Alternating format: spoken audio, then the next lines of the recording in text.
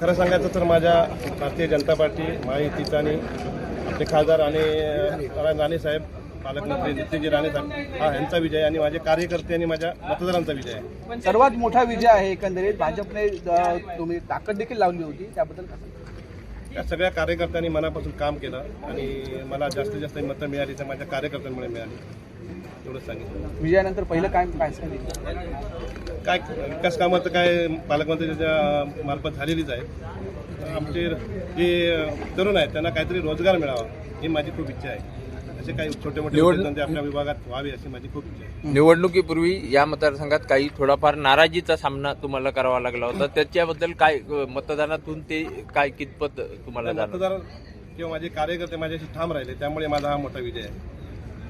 2370 मतांचं मताधिक्य तुम्हाला मिळालेलं आहे. एकूणच त्यावर तुमची प्रतिक्रिया काय? माझ्या कार्यकर्त्यांचा आणि भारतीय जनता पार्टीचा त्या माझ्या सगळ्या कार्यकर्त्यांनी प्रामाणिक काम केलं, त्याच्यामुळे माझा हा मोठा विजय झाला.